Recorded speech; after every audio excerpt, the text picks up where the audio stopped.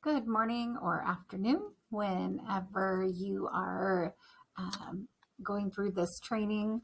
I want to welcome you again. This is part 2 of cultural competence. If you remember, in October, we did part 1, and I told you we would finish it for our next late start. And here we are in November already. I first want to let you know that today we'll talk a little bit about our community here at school, meaning we'll take a quick look at the OSPI site that gives us the differing languages that are spoken in our district. And then we will talk about culture in the classroom, and you will be able to identify the characteristics of a culturally and linguistically inclusive classroom. Again, some norms of participation. If we were together, some of these would apply a little more, but since you are doing this by yourself, or you may be with a group, I just ask that you are present and attentive to yourself and others around you, and that if there's a slide where I have asked that you write something down and answer a question, that you please do so. Please engage in active listening techniques, take notes if you need to. You may email me if you have any questions or need clarification. Please allow time and space to process what you are learning about today. Give yourself permission to speak from your experiences. You all, as I've said previously, are amazing educators, and you come to us with many different talents and years of experience. So please speak from your experience. Be aware of equity of voice, meaning you can step up and speak your truth, but also step back and be an active listener as somebody else shares with you.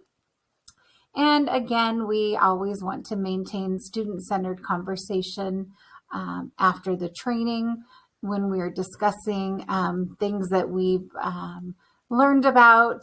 We just want to use them in the context of our students and classes and the assets that they bring to the learning experiences. And as I've asked in the past, if you will just open a Google Doc or have paper ready for notes and or different activities. Again, we're going to be looking at the Paraeducator Board standards of practice, which are centered around creating and maintaining a culturally inclusive learning environment. One of the first things I want to do before I talk about the slide that I just showed you is briefly talk about our last training.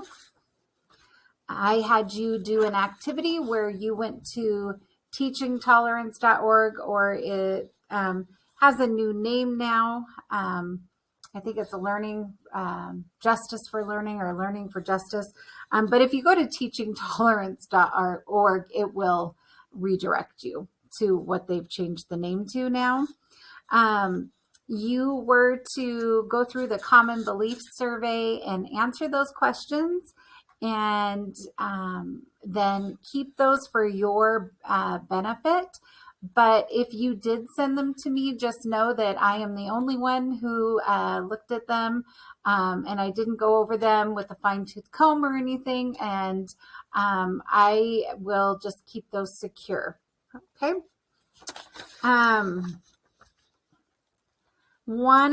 I just wanted to go over, hopefully you looked at after they went through each common belief and some background and some other questions to consider.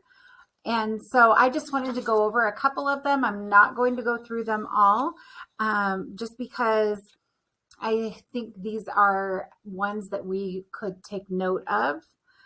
One of them says, it is not fair to ask students who are struggling with English to take on challenging academic assignments. Sometimes that is the belief, but according to Teaching Tolerance, they say it is certainly true that English language learners who are struggling with English may and probably will have more trouble with tasks that require reading than students whose native language is English. However, when English language learners are asked to do less challenging work than other students, they can fall behind. And studies do show that students who are not native to English and come to us and are learning English language take sometimes 5 to 7 years to catch up to their peers. Our hope is that if they come to us in elementary school, we can get them caught up quicker. But studies also show that our students, if they come to us at an older age, just like with us, it's harder to learn sometimes language. It may take a little bit longer the older the child is to learn that academic language and English. All right. This says, in some cases, difficulty with English is erroneously perceived by educators, as limited academic ability. Teachers need to guard against having low expectations for English language learners and using biased assessments that reinforce those low expectations. The challenge is to engage all students in learning content at relatively high levels. This means that teachers need to seek or provide extra help for students whose English is limited to ensure that they have the same learning opportunities as their English-speaking peers. Easier said than done, of course. We have some amazing paraeducators who push into classrooms. Some of them, very few at this time, pull out those EL students and work with them. Most of ours push into the classroom, or we have teachers that are giving ELD instruction in the classroom as well. It's important to recognize that English language learners often need years to master academic language, which is more complex than the social language they acquire more quickly. Therefore, English language learners need to begin to learn academic language immediately to prevent them from falling behind. So it just really is important that we look at what assets our students are bringing, what they have learned in the past from their educational experience, and tap into those levels of resources and really expose them to content in the classes. And that's why this year we've tried more than ever across our elementaries to have our paraeducators go into the classroom and just work with students around content that they have learned that day in the class to build that academic language and support them that way. Those that have at the secondary levels, we do have some ELD classes for them, and those students are exposed to a variety of academic language that they can use across content. So that was one I wanted to point out, that it's so important just to scaffold support, give graphic organizers, pre-teach things, but to give our students that exposure to the academic content. And another thing that we suggest is also letting a student translate into their home language. Studies have shown that students who are learning English and have another language, they need to master that first language as well, along with learning English, so they can make sense of the world and make sense of school. So if we let them translate words or translate sentences in their home language, that is so important. And one tool that we suggest that you use is Google Translate. And you can get that on your Chromebook. You can get it on your phone. If you go to Google Translate, the website, you can also translate documents into, a variety of languages. Okay. So hopefully you went through all the common beliefs after you answered that survey. And we're going to move on to today. So through OSPI, there are demographics for all school districts in Washington State. And I just wanted to take a moment to share with you our school's demographics from 2020-2021 school year. We have 8.5% English language learners in our school. We have 46.9% low income. We have 10.7% highly capable, 1.2% homeless. We have 1.4% migrant students. Something to note, sometimes people get English language learners mixed up with migrant students. It is good to note that yes, sometimes our migrant students are also English language learners, but that isn't always the case. Sometimes we'll have someone that's just an English language learner, and sometimes we'll have someone that's migrant and they don't fall into the category of an English language learner. Let's see here. We have 2.3% of students who are on a 504, and we have 14.9% of students with disabilities, which they would be students with an IEP.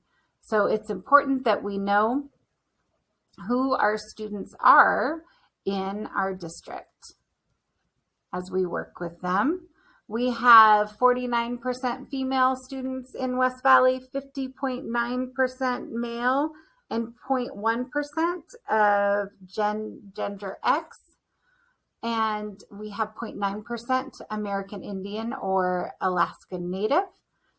Our Asian students are 2.6%. Our Black or African American students are 0.8%. Hispanic or Latino of any race, 34.4%. Native Hawaiian or Pacific Islander, 0.1%.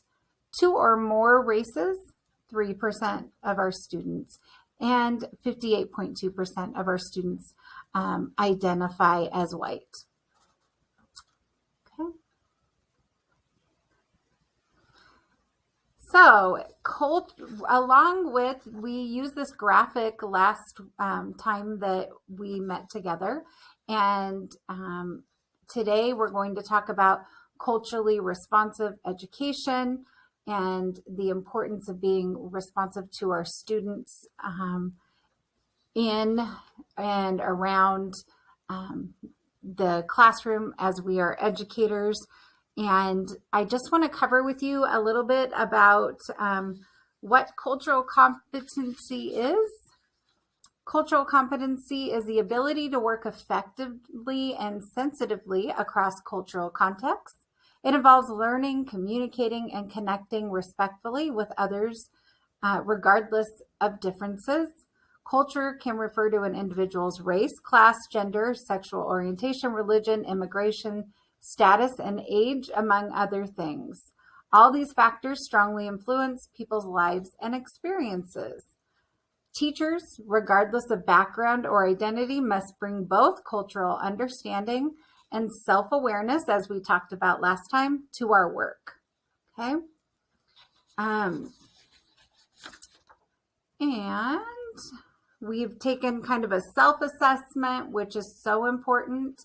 And school communities benefit when teachers and other staff participate in this kind of professional development, focusing on work with LGBTQ students, students with disabilities, English language learners, specific racial or ethnic groups, and so on.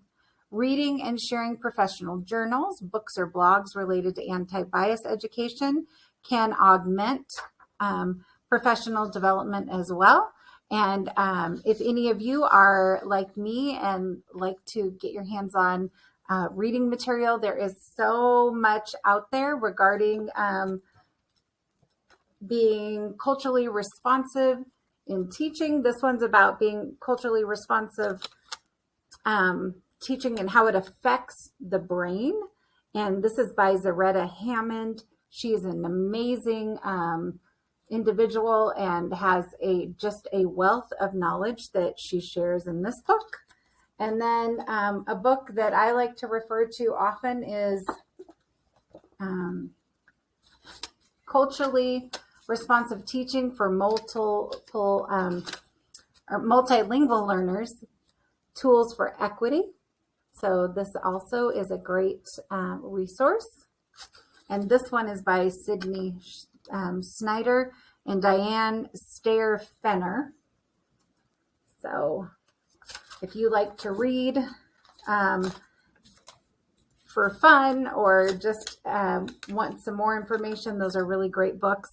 And then there are many more out there. Okay. All right. After you've taken time to know yourself like you did in our last meeting and others, and you've spent time now this school year developing learning communities, well, you might be tweaking the curriculum or helping out your classroom teacher with the curriculum that you choose. The educational materials selected impacts students' willingness to engage in learning. Materials and resources should reflect the cultures of the students in the community and beyond. The use of student interest increases engagement. Students are then affirmed in who they are and motivated when they see themselves in the curriculum. An example of this, I did my student teaching in Hera at Hera Elementary. I was in a program where we were in the school for a year and a half, actually, Monday through Thursday, and then we had seminar on Fridays all day.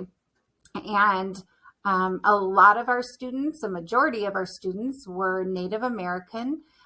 Hera Elementary, if you don't know, is a public school, but it is on Native land.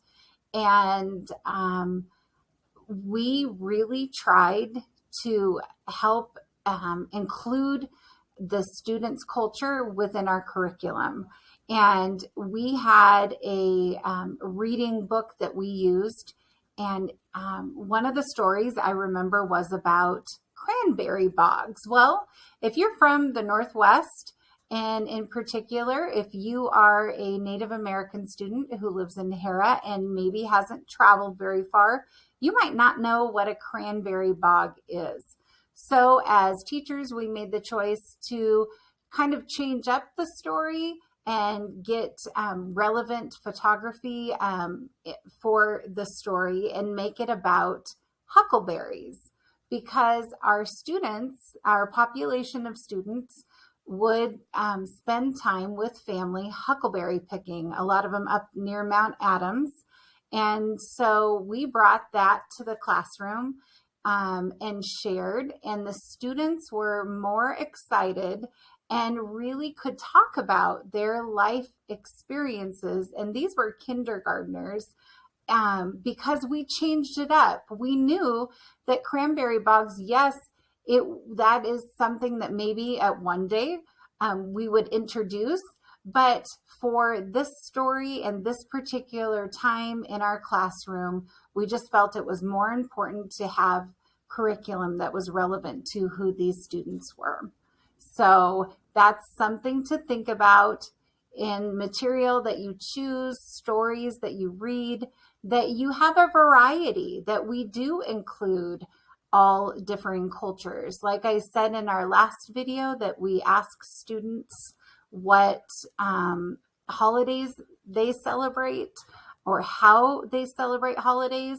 We have Thanksgiving coming up, and not everybody celebrates Thanksgiving in the traditional way. And we even have some multilingual or English learners who don't celebrate it at all because it isn't a tradition where they are from, or they are adopting new traditions. So it's just important to kind of ask about what it is that they do for the holiday break.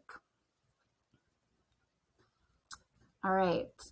Another thing that we talk about in English language or multilingual learners education, excuse me, it's Monday afternoon when I'm recording this, and we had a power outage just a little while ago. So this is take, I don't know, 40 of this today. Anyway, funds of knowledge. OSPI website talks about this, and I actually got this information for this handout from Funds of Knowledge, Theorizing Practices in Households, Communities, and Classrooms. When our students come to us, they come to us with a wealth of knowledge and experiences from wherever they are from. And it is important that we tap into who they are, who their families are, what their experiences have been, whether positive with school, negative, and who's caring for them. So this form that I have right here is one of many that's out there that you could ask family about when they come in, maybe for a conference or a meeting, IEP meeting or something of the sort. But home language, that's important that we know.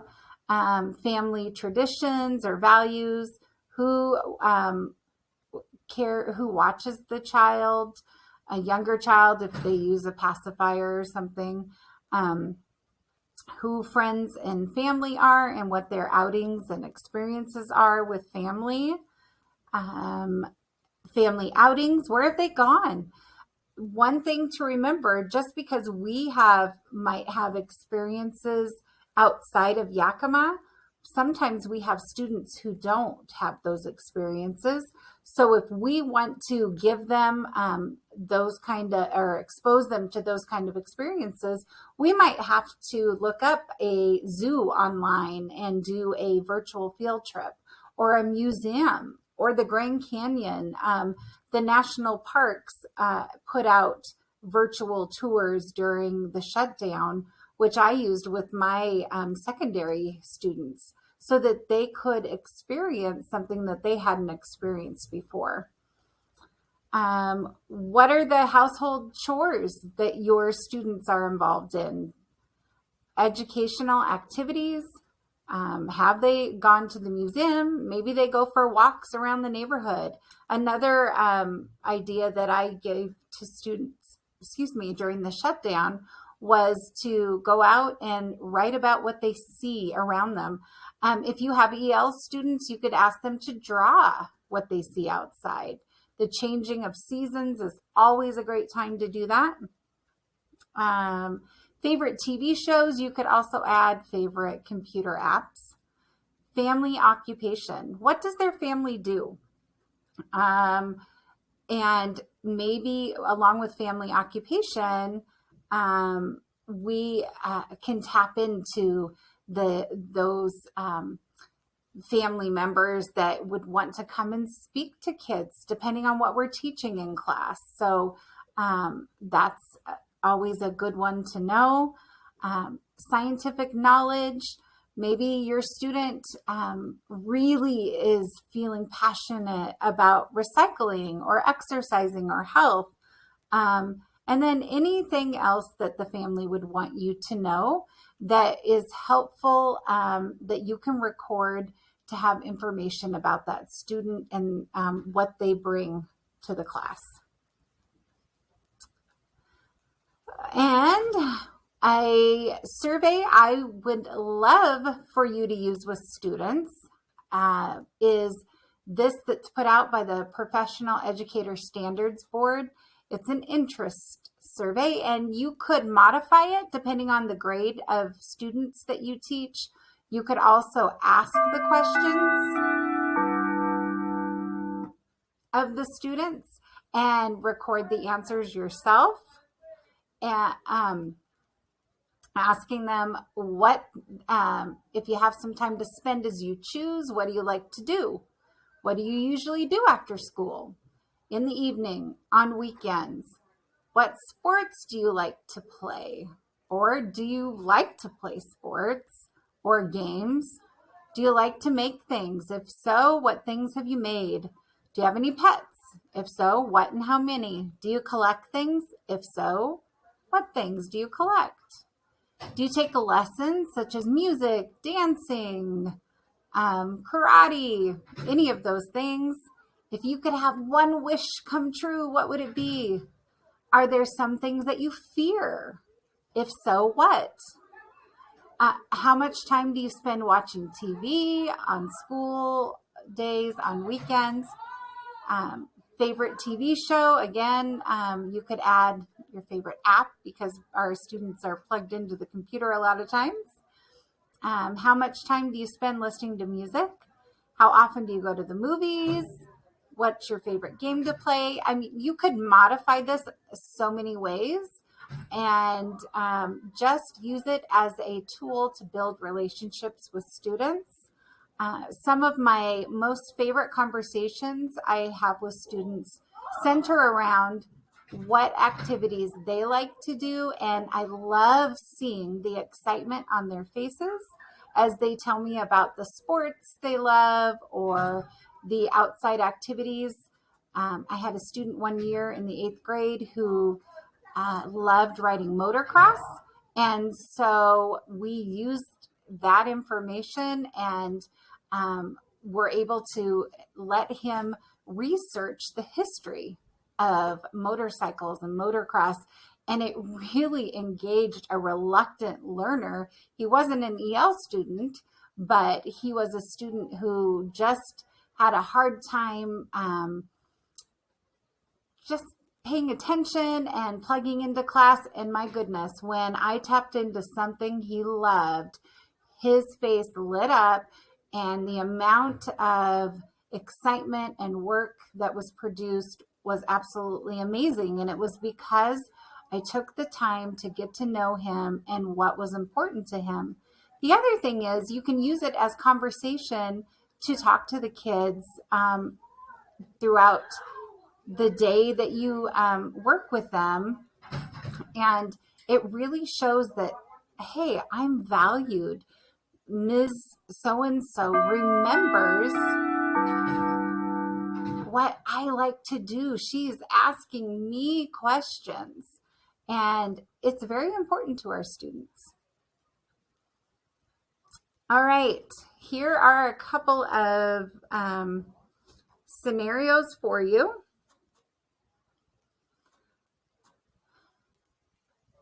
If you had a student who just moved into your district and he tells you he loves to read at home with his family before bed, how could you use that within your small groups or within your working time with the student to encourage that reading?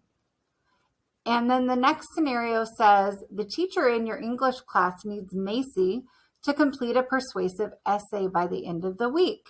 So if you had that survey in front of you, how could you encourage, or what could you use from the survey for that essay? And one thing I thought of, if we go back, do you have any pets? If so, what and how many? Well, let's say, for an example, your student said, I have a dog, and my dog is amazing, and this is why, and I take care of it, I feed it, I walk the dog, I give it water. Well, you could use that information and have the student write a persuasive essay regarding why a dog is the best pet, or any of the other items on the survey. Okay. All right. Moving on, we're going to watch Ms. Linda read a book called The Day You Begin. This is an example of a culturally relevant curriculum, and the discussion that she has is important, or maybe think about your discussion that you would have with students.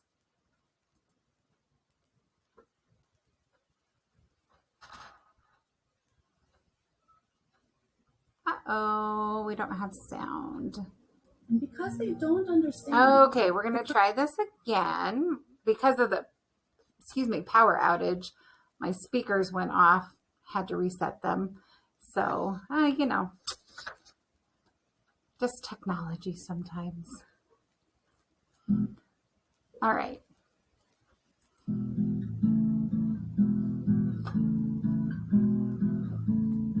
Welcome to Brightly Storytime. I'm Miss Linda. At readbrightly.com, you can sign up to get reading tips, book recommendations, and videos like these delivered to your email inbox. Today, we're going to read a story about that feeling you get when you're trying something new, or meeting someone for the very first time. It's called The Day You Begin by Jacqueline Woodson, illustrated by Rafael Lopez. There will be times when you walk into a room and no one there is quite like you. Maybe it will be your skin, your clothes, or the curl of your hair. There will be times when no one understands the way words curl from your mouth, the beautiful language of the country you left behind. My name is Rigoberto. We just moved here from Venezuela. And because they don't understand, the classroom will fill with laughter till the teacher quiets everyone. Rigoberto, from Venezuela, your teacher says so soft and beautifully that your name and homeland sound like flowers blooming, the first bright notes of a song. There will be times when the words don't come. Your own voice, once huge, now smaller, when the teacher asks, "What did you do last summer?" Tell the class your story. "We went to France," Chayla says. "These shells came from a beach in Maine."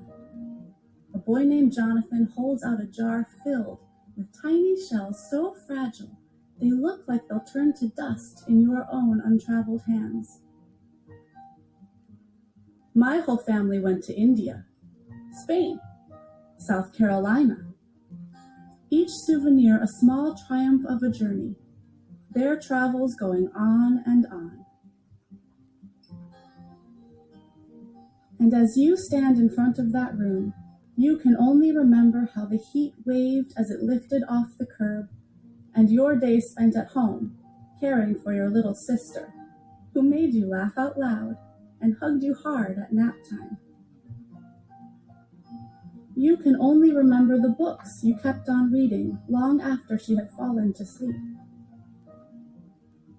And in that room, where no one else is quite like you, you'll look down at your own empty hands and wonder, what good is this, when other students were flying and sailing and going somewhere?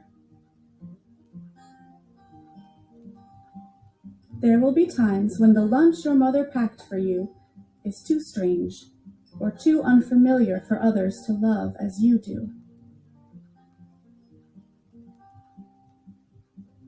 When even your own friend Nadia will wrinkle her nose and say, "What's in there anyway?" And you'll wonder how she doesn't see the rice beneath the meat and kimchi. You'll wonder why she doesn't remember that rice is the most popular food in the world. There will be times when the climbing bars are too high, the run is too fast and far, The game isn't one you can ever really play. I don't want him on our team. You can watch. Maybe you can have a turn later. There will be times when the world feels like a place that you're standing all the way outside of. And all that stands beside you is your own brave self, steady as steel and ready, even though you don't yet know what you're ready for.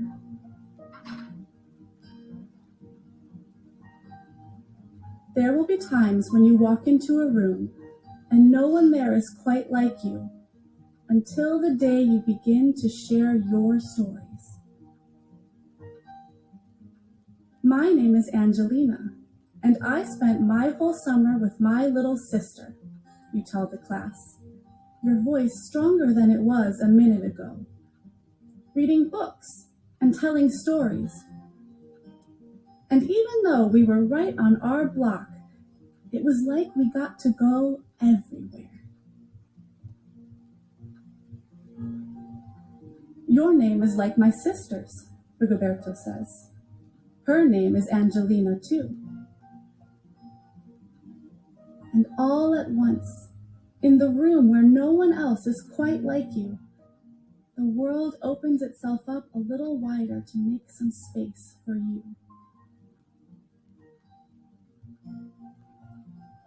This is the day you begin to find the places inside your laughter and your lunches, your books, your travel, and your stories, where every new friend has something a little like you, and something else so fabulously not quite like you at all.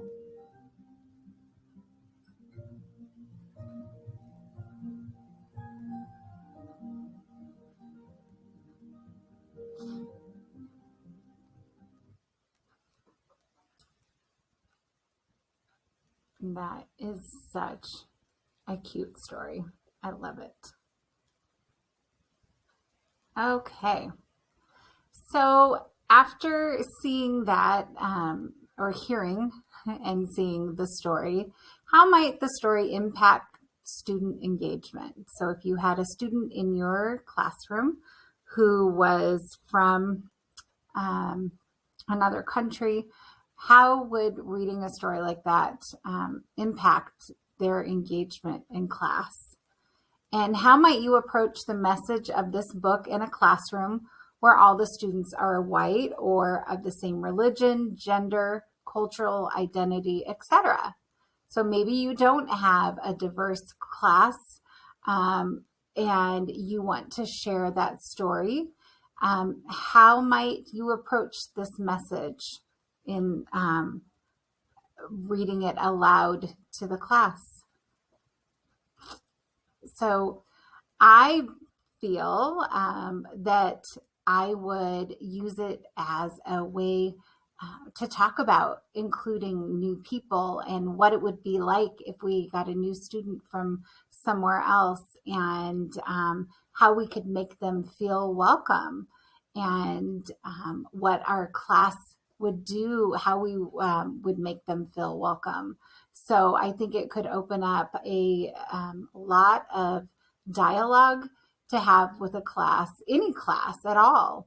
And you could just be inclusive and talk to your students about including everyone and how people feel when they're new to an activity, or what they would feel like if they were new to a school.